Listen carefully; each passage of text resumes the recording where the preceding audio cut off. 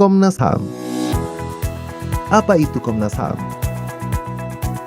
Komnas HAM merupakan lembaga mandiri yang kedudukannya setingkat dengan lembaga negara lainnya yang berfungsi melaksanakan pengkajian dan penelitian, penyuluhan, pemantauan, dan mediasi hak asasi manusia.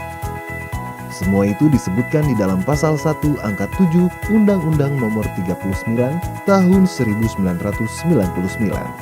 Lalu, apa saja yang menjadi wewenang Komnas HAM dalam hal pelanggaran HAM yang berat? Komnas HAM adalah institusi yang berwenang melakukan penyelidikan terhadap peristiwa dugaan pelanggaran HAM yang berat sebagaimana dimandatkan dalam Undang-Undang Nomor 26 Tahun 2000 tentang Pengadilan HAM. Bagaimana dengan kewenangan Komnas HAM terhadap penghapusan diskriminasi ras dan etnis?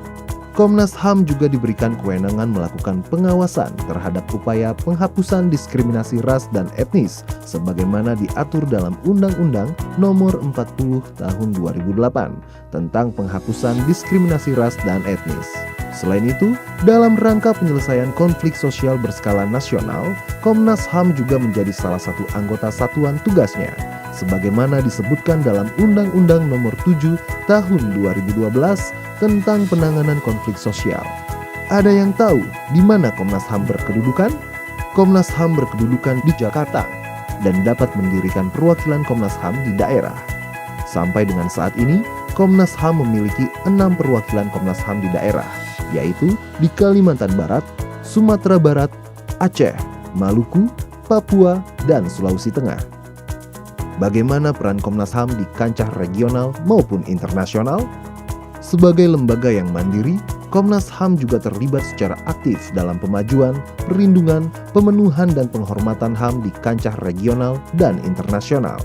Dalam tataran regional, Komnas HAM sebagai pendiri dan anggota dari the Asia Pacific Forum on National Human Rights Institutions dan sebagai pendiri dan anggota dari Southeast Asia on National Human Rights Institutions Forum.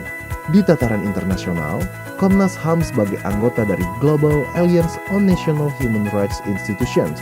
Lalu, bagaimana dengan kredibilitas dan peran Komnas HAM di lingkup internasional?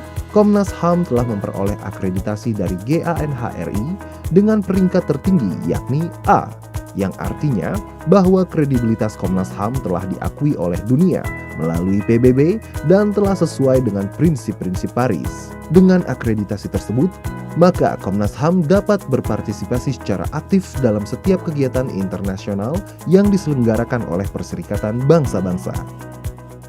Bagaimana Komnas HAM secara kelembagaan dikelola?